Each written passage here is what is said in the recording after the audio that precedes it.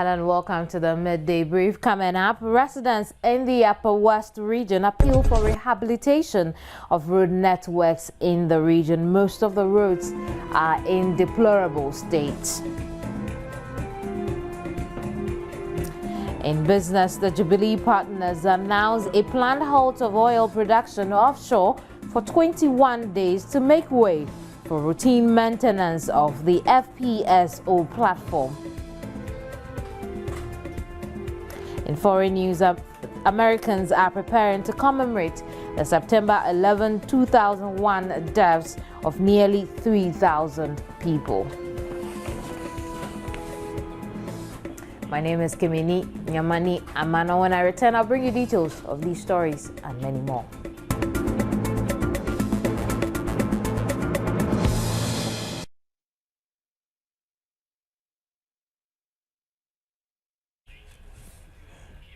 In our first story, the Teachers and Educational Workers Union is in day 3 of its strike, and TEWU is demanding the payment of arrears under the single spine salary structure.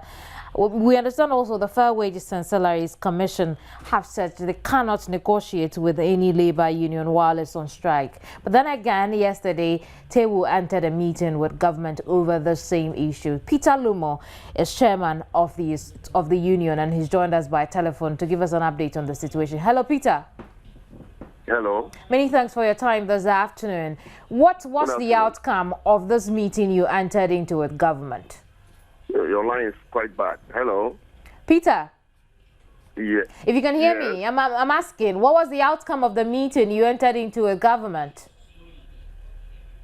Well, we had a meeting with the Deputy Minister for Education in charge of tertiary, that is Honorable Okujeto Ablakwa. Right. Yes, we told him what our problems is.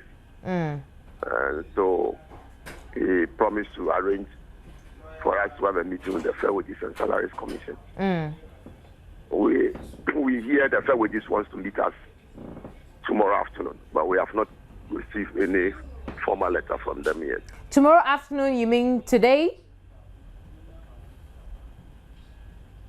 Hello? Peter, this meeting held between yourself. I can't hear you. The line is bad. Right. I can't hear you. The meeting between yourself and Samuel Okujeto Ablakwa was yesterday. And so when you said tomorrow, you mean Thursday afternoon or today, Wednesday afternoon? Sorry, I can't hear you. Would get you back on the line. We'll call you again. We'll put in efforts to reach Peter Lumo on the line again. The line is unfortunately very patchy, but let's go to the Upper West region, where most road networks in the region are in a very poor state. The situation is even more aggravated when it rains, posing a great danger to drivers and commuters who ply them. Our reporter Yafusoa Jamfi reports that one such road, the Watumu Road, seriously hampers the transportation of foodstuff to markets around the country. This is the 12-kilometer Watumu Road. Its bumpy nature makes commuting very difficult. When the news team traveled the road, a downpour the previous night had left many sections muddy with some portions caved in. The rains have also rendered the untarred roads impassable, blocking all forms of movement. Commuters are often left stranded as a result of the frequent rains, especially at this time of the year, as they are unable to traverse the entire 190-kilometer Tumutu-Bolga stretch. The road is bad. As I say, you can see it. Sometimes it's difficult for us to carry our goods to the market. It takes us 2-3 days before one can send his goods to his products to market to sell and come back. And when you get to market, because of the road, you won't get car to come back immediately. Sometimes you spend 2 or 3 days. Metro Mass Transit buses connecting Tumu and Bolgatanga sometimes have no choice than to pass the night on the road at the risk of being attacked by armed robbers. I've been using it, but when it rains, no. It has to be constructed well. Because this road has been there since a long time, but nobody pay attention on it. I don't know what is going on. Other drivers complain about coughing out huge sums to retrieve their cars, which get stuck in the mud. When there is rain, unless you park some place before, after the rain, the place is dry before you pass. Always when you remain here, unless you go and hide bulldozer or some Zoom lion truck to come and pull you. Other than that, you just remain there. Residents in the area are appealing to government to speed up the construction of the roads there to boost the local economy and improve the fortunes of the people. Yafosia Jenfi reporting for Joy News. You're watching the Midday Brief. Will return shortly. You're welcome back. And 39-year-old Isahaku Nuhu Putiaha has unanimously been confirmed as WA Municipal Chief Executive by Assembly members of the WA Municipal Assembly. All 42 members of the Assembly voted to approve his nomination at an emergency session organized by the WA Municipal in the area. Rafiq Salam reports from WA. The election, which was conducted by the Electoral Commission, was attended by all 42 Assembly members, departmental heads of the Assembly, and some chiefs in the Wala traditional area. They were joined by the Upper West Regional Minister, Dr. Ephraim Avianso, and the Northern Regional Minister, Bate Sidin, amid heavy security. The presiding member of the Assembly, Adamu Ibrahim, before the votes, called on Assembly members to consider the development deficit in the municipality due to the absence of a municipal chief executive for the area and urged them to confirm the president's nominee. This is particularly paramount due to the absence of a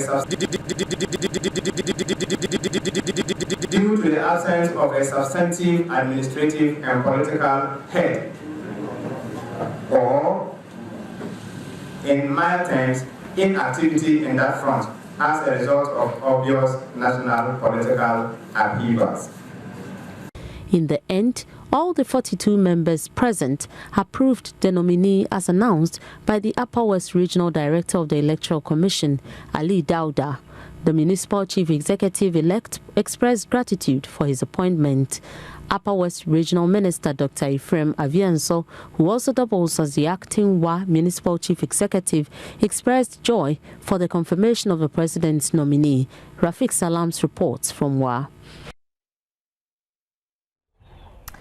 President John Dramani Mahama's nominee as Municipal Chief Executive for the whole Municipal Assembly has been rejected by the Assembly members. She polled only 14 of the 42 votes at stake. Fafa Adinyira, who is the first woman to be nominated to occupy this position in the area, has been described by some as the best person for the job in rebranding Ho and developing it into the status that benefits a regional capital. A swift demonstration was organized by some members, and pretty shortly we should have the full report run. Right, and so President John Dramani Mahama's nominee as Municipal Chief Executive for the whole Municipal Assembly has been rejected by the Assembly members after she polled 14 of the 42 votes at stake, though some have said Fafa Adinyira is the best for the position. Let's take a look at the story. Fafa Adinyira, who is the first woman to be nominated to occupy this position in the area, was described by some as the best person for the job in rebranding Ho and developing it into the status that befits a regional capital. A swift demonstration was organized by members of Mahama ladies and some market queens from the whole central market to perhaps reverse the decision, but to no avail. The women parading in front of the assembly and demonstrating in a dramatic fashion chanted slogans and songs about their preferences. According to the women, she is the only one who can transform the Volta regional capital and help achieve the Better Ghana agenda. They believe the decision by the assembly to reject the president's nominee was influenced by some individuals who want that position. Some who refused to speak on camera mentioned that it's because of the illegal deals the assembly members indulge in that they rejected a lady. The whole constituency secretary of the National Democratic Congress, Stanley Glatte, joined in the demonstration too. Against womanhood. This time around, the president is appointing more women. Why will this happen in home municipal assembly?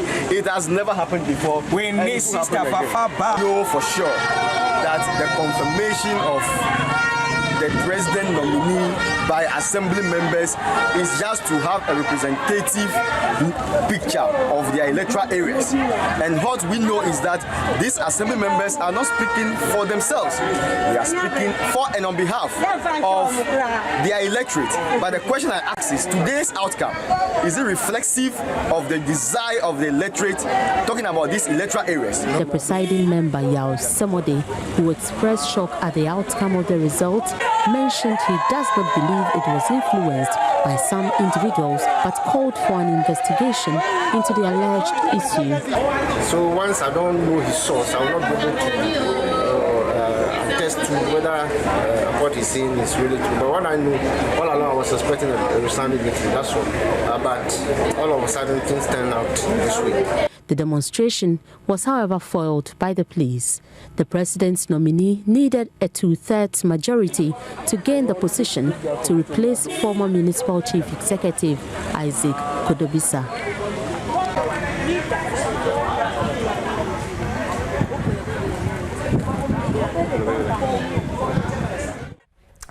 Now, the Africa Center for Development Integrity is proposing the concept of legacy projects for the consideration of all citizens and policymakers. According to CD Africa, the unanimously accused winner-takes-all nature of politics, the acrimonious style of politicking, and other such like retrogressive factors will keep Ghana underdeveloped unless a pragmatic approach is found to engage the energies of every capable Ghanaian to build a great and strong nation. With me in the studio is lawyer Francis Xavier Kojo-Sosu. He is Director of Policy and Human Rights with CD Africa, and he'll help us understand what this legacy project is about. Thank you very much, Lawyer Francis, for your time this afternoon. Yeah, thank you for having me. Absolutely. Why do we think legacy projects could be one of the ways in reversing the winner-takes-all nature of our politics?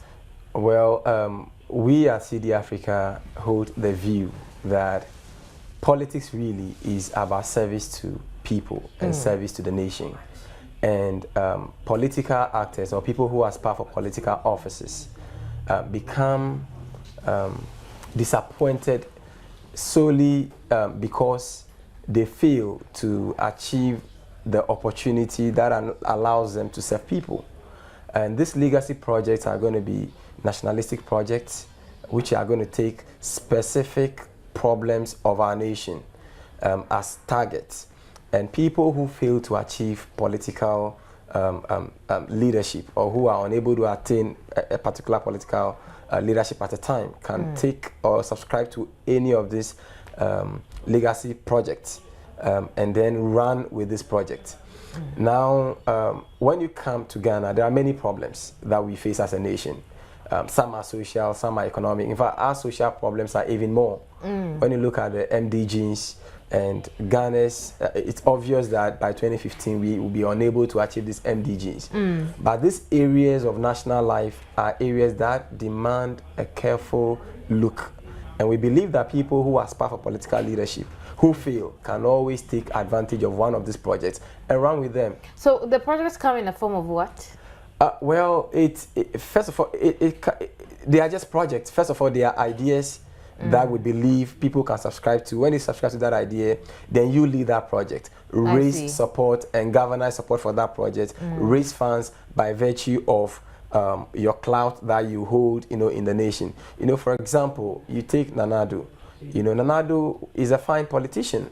Even though he didn't win the presidency and the Supreme Court says so, it doesn't mean that he has no abilities. He still has abilities. He can still contribute to national development. He touted the issue of free education. Maybe he knows why he's talking. People often say that when a blind man says that he's going to throw a stone at you, he probably is standing on one. Maybe he has ideas that he believes that when he brings them together can actually help us achieve that dream.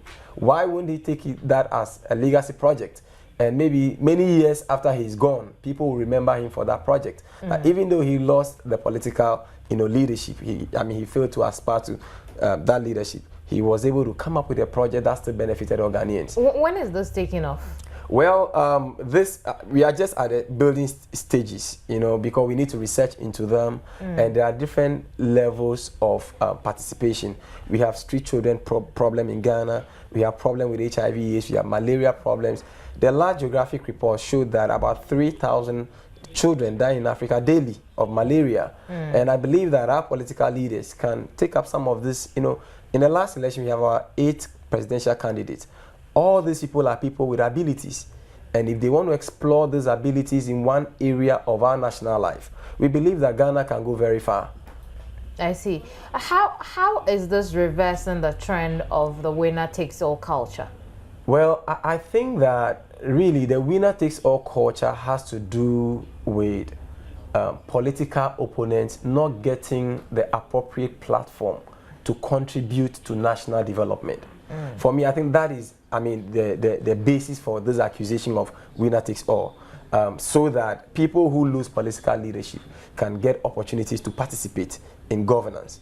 And this, we believe, for example, if the nation, if the ruling government believes in this idea and is willing to take up this idea, help CD Africa set up offices, raise support for this idea, and we're able to research into specific researchable areas of national life, and we identify specific problems that people can take on, as people who couldn't make up to political leadership. It gets them to participate, in governance. It gets them to participate in helping people. And once this is done, it completely, rules out that winner takes all idea, because really. And does it seem you're getting that attention you want? Well, I think this is just the beginning. People will always not believe. Have you sought the attention? Oh yes, we've just begun, and we've written letters, and we are taking letters to the presidency. We are seeking audience with the presidency, so they can consider this idea, set up an office for it. When you take the history of President Carter. Carter was one of the fine examples of this idea that we are proposing. Carter lost office, after one term because he had problems, of the day that Americans did not believe in his leadership. But when Carter was out of office, the rest of the life of Carter was much more beneficial to Americans and to other people than when he was even in office, until even he won a presidential award and recently won the Nobel Peace Prize because of his contribution to human relations, eradication of poverty, his contributing to reduction in marginalization of people and the blacks in America. But don't we have that happening? We hear ex-President Rawlings in one country after the other, serving as one envoy.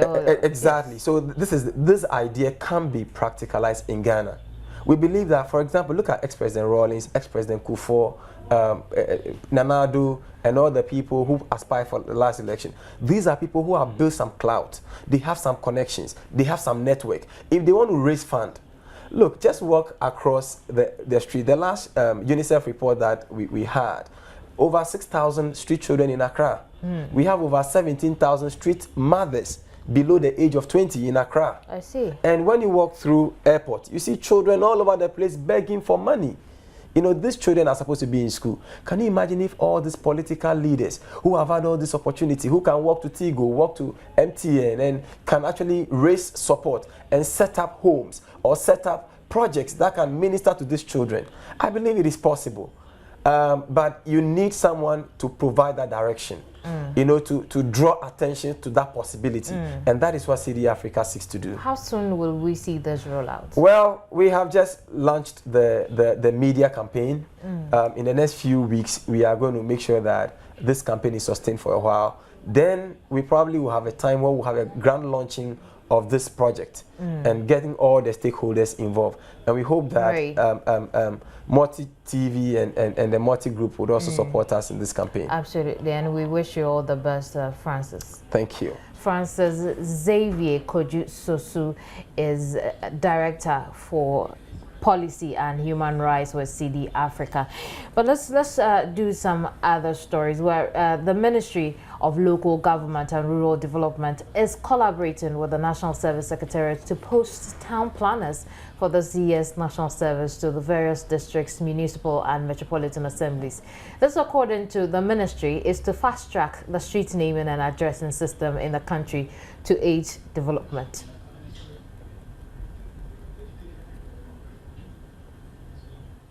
The street naming and addressing system was launched recently by the Vice President.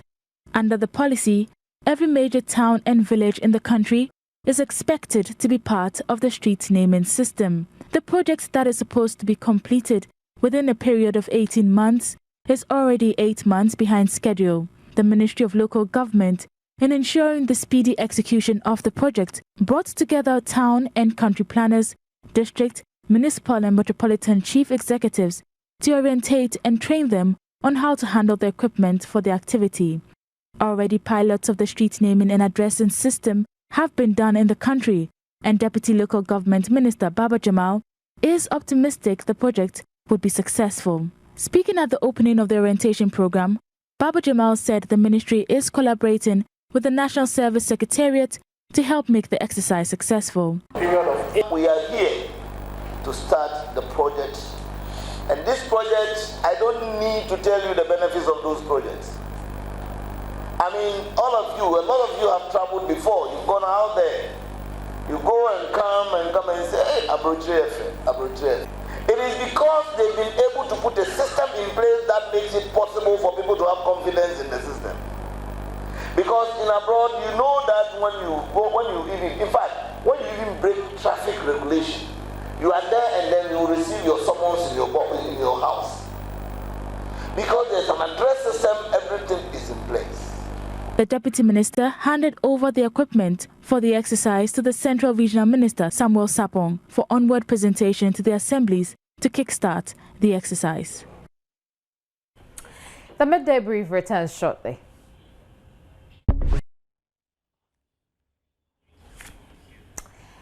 Strike by the Teachers and Educational Workers Union is in day 3, and TEWU is demanding the payment of arrears under the single spine salary structure. The Fair Wages and Salaries Commission cannot negotiate with any labor union while it is on strike, and we understand that TEWU entered a meeting with government yesterday. We'll find out the outcome of this meeting shortly.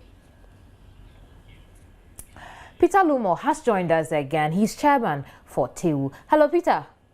Yes. Right, so you were telling us about the outcome of the meeting you had with Deputy Minister of Education in charge of Tertiary, Samuel Kujitu-Ablaka. Please yes. Give us a quick recap.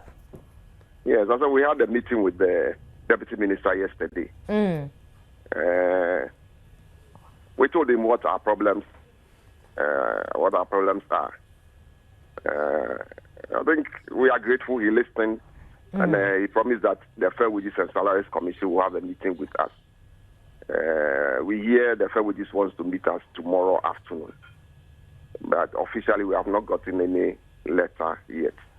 I see. We are expecting that we'll meet the Fair Wages and Salaries Commission tomorrow afternoon. Fair Wages and Salaries Commission has stated categorically clear that it would not negotiate with any labor union on strike. And now you tell us that, the Deputy Minister has told you Fair Wages would meet you tomorrow. What's your reading into this? Well, for us, we are not interested in what entrenched position Fair Wages is taking. We are happy they want to sit down with us to talk to resolve the problem. This is what we want. So we are expecting their lecture. And we'll go and listen to them tomorrow. Right. So far, the Fair Wages has said most of your requests, most of the demands you're making now have either been sorted out or are in the pipeline, which means negotiations were still ongoing just until you decided to embark on strike. What are you taking to the table now? Well, if the issues were resolved, we will not be on strike. We have issues to be solved. And so when we get to the table, what the issues is, Fair Wages will know. I see. At what point would the would TEWU decide that, okay, we intend to compromise, at what level would you compromise? Well, when we get to the river, we'll cross it. When we meet them tomorrow, we'll look at what the atmosphere is. DCG also wants to meet us. The Vice Chancellor also wants to meet us on Friday. We're expecting all the leaders from all the universities to be around on Friday. We'll discuss and see the way forward. I see. Does TEWU care, or is TEWU worried about the fact that the integral role you play when it comes to university administration is on hold and it could affect schoolwork? TEWU is not interested in what is going on. We are not happy. But when we also have issues that are not being addressed, we are pushed to the wall, and this is what happened. So let's pray that from tomorrow, Friday, going, when there are issues, let's sit down. The other side should take the issue serious, and we will solve them to avoid this whole issue of TEWU on strike, FUSA on strike, UTAG on strike, GAWA on strike. Right. I think that is not the best. Thank you very much, Peter. We'll get back to you perhaps after your meeting with Fair Wages and Salaries Commission tomorrow. Peter Lumo is chairman for TEWU. But with me in the studio is Mikdad Mohammed, his public relations officer for University of Ghana, SRC. Not only is TEWU on strike, but FUSAG is also on strike, and for a whole month, UTAG had also been on strike. Let's find out from the student body how students are managing with TEWU on strike. Mikdad, thank you very much for your time this afternoon. Oh, thank you very much too for having me. How are you holding up in school as students? Yes, we are managing. We just emerged from a defense strike and only to be met by another strike, and so you can imagine that as students we are bracing ourselves very well for the events as they unfold. I see. And now there's TEWU. What's your reading into matters with TEWU? Oh, but I think for the issue of TEWU, they have tabled their proposal before the Fair Wages and Salaries Commission, just that the Fair Wages and Salaries Commission has not expedited action enough and in a manner that is very reasonable to the leadership of TEWU. Because if they have tabled their concerns to you as at last year, per the concerns we are picking up, it has not been attended to. It will be reasonable that as a labor union who were elected to champion the cause of their members, they will do what is within their legal rights to demand for their pound of flesh from whoever is supposed to give them, but is even if it affects you. As students, ours is not to pick and choose who is right or who is wrong. Ours is the part of the bargain is that we report to school and we are taught through a very conducive environment. But these are developments that are part of the hazards that we students are prone to. That when the educational workers have problems, it is unfortunately the student who has to be the scapegoat. As students, although we are looking at a relook at the entire labor law, that ensures that when we as students have paid our part of the bargain, we pay our fees, we report on time. And so as to who is supposed to effect a payment and on what timetable and at what period shouldn't be our problem. And we shouldn't be the punching bag of these sites. During the UTAG strike, I think we made that known. And through all that, we sided with UTAG. Our SRC president has been on this platform. He made public the fact that as students, we can't go against our lecturers. And so even in this case, we side with the grievances of UTAG, even though... I also know that University of Ghana SRC played a role in getting its lecturers back to the classroom. What are you doing this time? Our part has always been the advocacy and the petitioning of those who matter in resolving the grievances. In the UTAG problem, the role of the University of Ghana has more or less been an advocate that we are pleading our lecturers come back. We are pleading our lecturers come back, and which I also know for a fact. But this back and forth of strike and strike and strike, how would it tell on academic performance this year? For that particular part of the whole show, for now, we know that even a one-day strike has a toll on the academic calendar, because students are supposed to catch up every minute of the academic calendar matters. Students are supposed to revise their notes on time. Right. There's already a pre-arranged timetable and an academic calendar for a whole semester or an academic year. And so anytime there's a strike, even if a single day is affected, students are at the negative receiving end of some of these things. Right. And we think that it is not acceptable, but where labor unions have legitimate demands to put across, we as students cannot but be on their side that they demand what is theirs. Thank you very much, Mcdad. Mcdad Mohammed, SPRO of University of Ghana, SRC. Let's do some road stories now. And Minister of Roads and Highways, Alhaji Amidu Suleimani, has expressed hope that part of the sector bills and debts will be settled when its share of the 400 million Ghana cedis for payments of ongoing capital projects is finally paid out.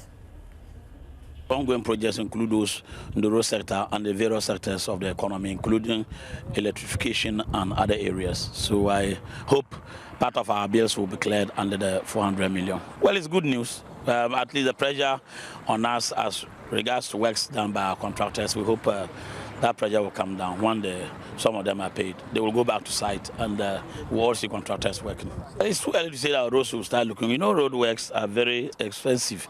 Actually, the releases are going to make to the contractors are going to pay, we used to pay for works done already before they move to site. So it's not as if we are going to start any new road project. We're not starting any new road project as we have indicated. We're only going to pay for ongoing works and hope the contractors will go to site to continue with the works. In April this year, it came to light that the Ministry of Roads and Highways was owing road contractors about 400 million Ghana cedis for works done since last year. The Road Fund Secretariat, GRFS, owed about 190 million Ghana cedis, while the Consolidated Fund owed 209 million Ghana cedis. Aside this debt, the GRFS also serviced a Social Security and National Insurance Trust SNIT loan of 194 million Ghana cedis, which is an additional burden. Government has made available 400 million cedis for payment of ongoing projects thanks to the Eurobond. The roads sector stands to be a major beneficiary, and major roads earmarked include Tetekwashi Medina Road, Sofo Lai Overpass in Kumasi, the Ho Fumo Road, Enyinem Konongo Nkoko Road, and the Asankregwa Enchi Road. Time now for some business news, and the Jubilee partners have announced a planned halt of oil production offshore for 21 days. The suspension of production is to make way for routine maintenance of the floating production storage and offloading platform, the FPSO Kwame Nkrumah. The facility, currently moored at the Jubilee oil field in a water depth of 1,100 meters, has been in service for 3 years and has so far produced 77 million barrels of oil as at the close of production activities offshore on Tuesday, September 10, 2013. The plant shutdown is slated for Friday, September 20, 2013. The FPSO has the capacity a process 120,000 barrels of oil and has a storage capacity of 1 barrels with an associated production capacity of 160 million standard cubic feet a day.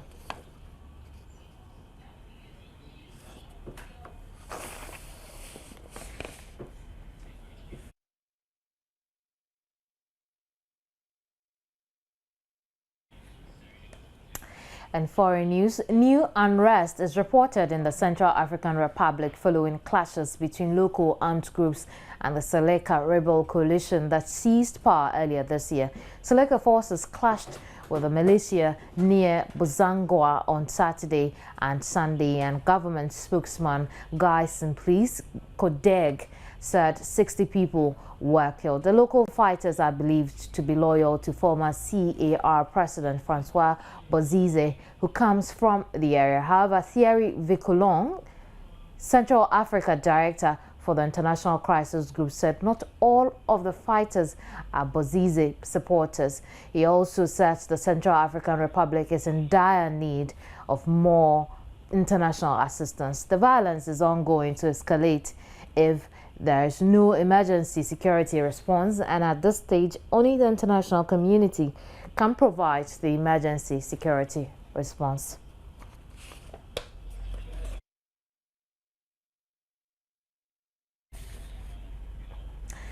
Now, Americans are preparing to commemorate the September 11, 2001 deaths of nearly 3,000 people, and terrorists crashed hijacked airliners into the World Trade Center in New York, the Pentagon in Washington, and Pennsylvania field. Ceremonies in New York and at the Pentagon will begin with moments of silence marking the exact moments 12 years ago when the airliners crashed.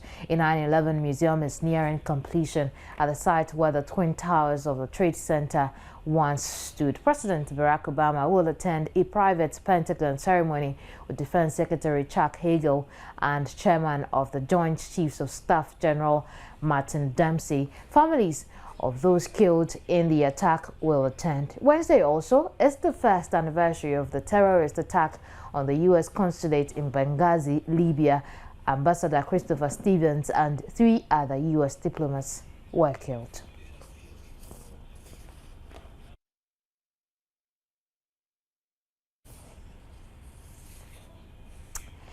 Staying on issues around President Obama, he has postponed a Congress vote on military action in Syria, vowing to pursue diplomacy to remove the regime's chemical weapons. Damascus has admitted for the first time that it has chemical weapons and has agreed to abide by a Russian plan to hand it over to Arsenal.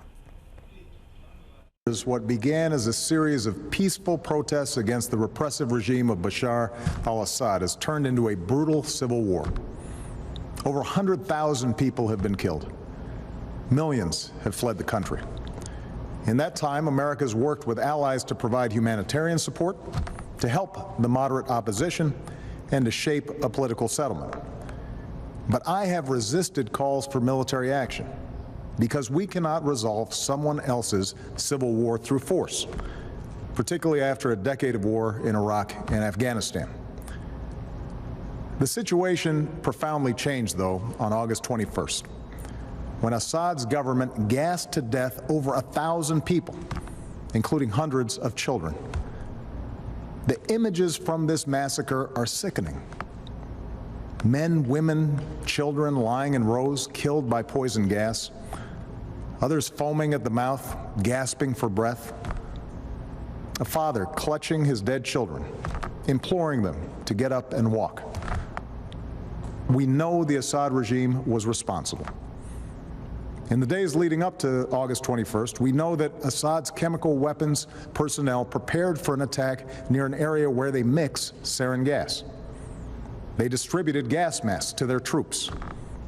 Then they fired rockets from a regime-controlled area into 11 neighborhoods that the regime has been trying to wipe clear of opposition forces. Shortly after those rockets landed, the gas spread, and hospitals filled with the dying and the wounded. I determined that it is in the national security interests of the United States to respond to the Assad regime's use of chemical weapons through a targeted military strike. The purpose of this strike would be to deter Assad from using chemical weapons, to degrade his regime's ability to use them, and to make clear to the world that we will not tolerate their use.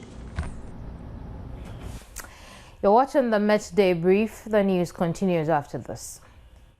A very good afternoon to you. Thanks for staying tuned to the sports segment on Midday Brief. My name is Rashida Baba Kadiri. Now let's get straight to business. Yesterday, lots of matches were played ahead of the 2014 FIFA World Cup in Brazil. There were the likes of America and Costa Rica who qualified from their various regions to the World Cup for next year. Let's see how some of these matches happened.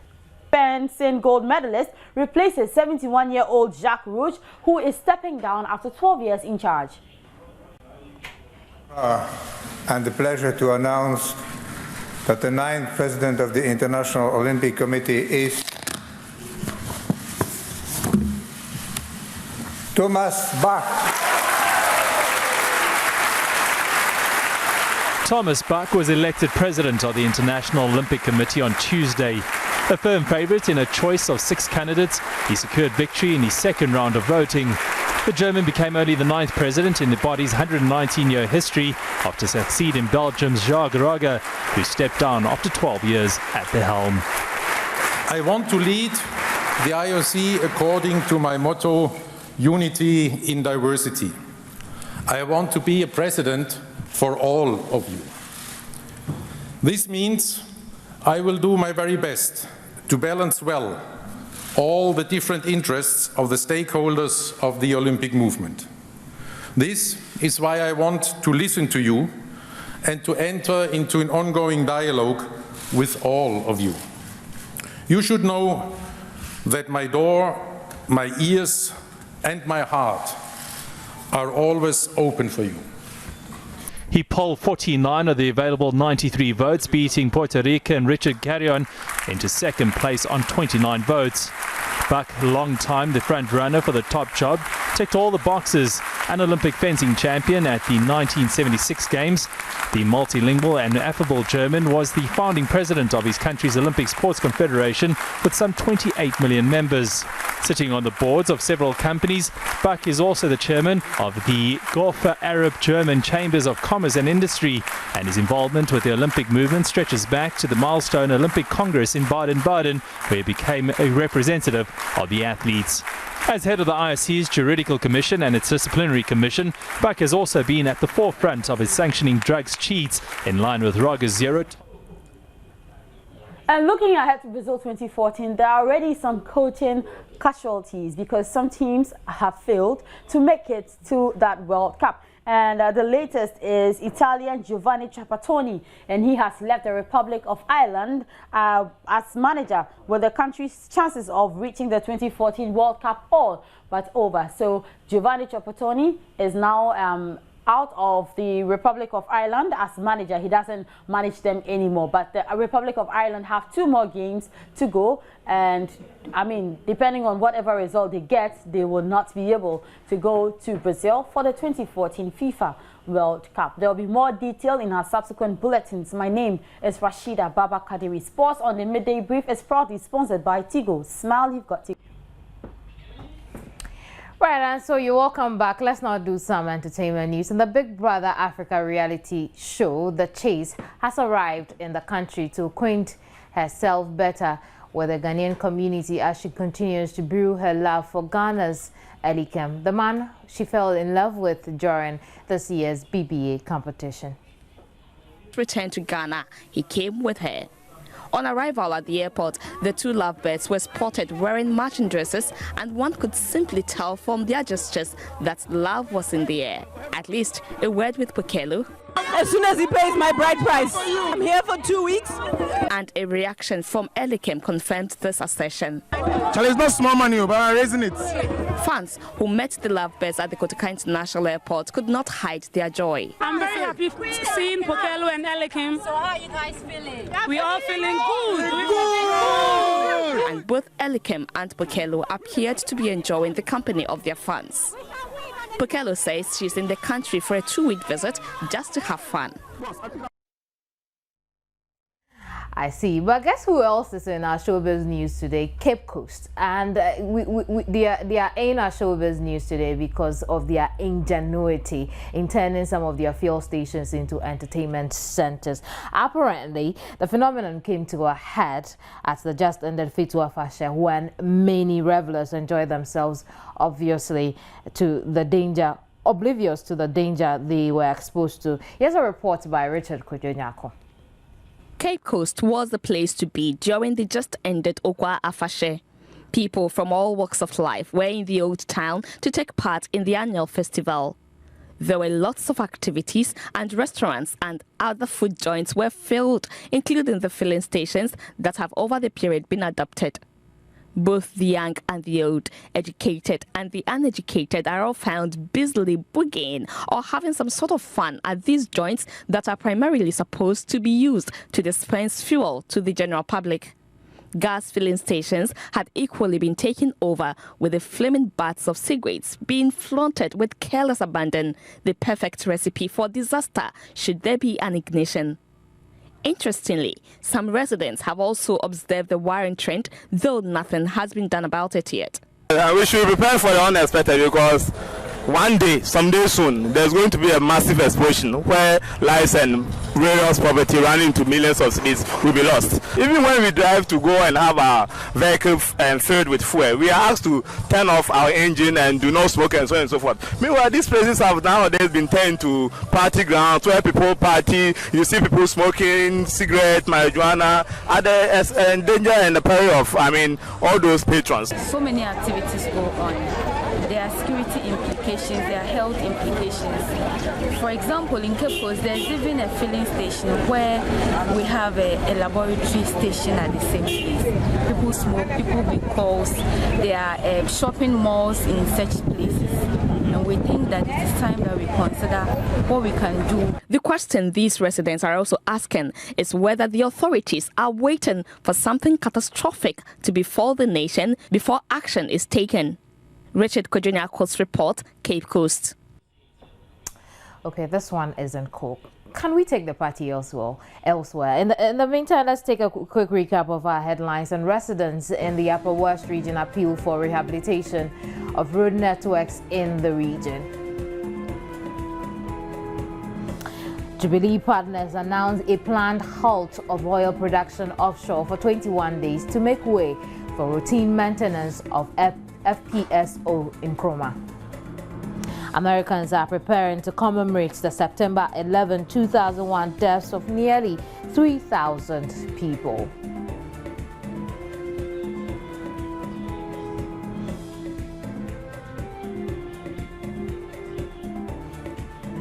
Many thanks for your company. There's more news on myenjoyonline.com. My name is Kimini Nyamani Amano. Goodbye.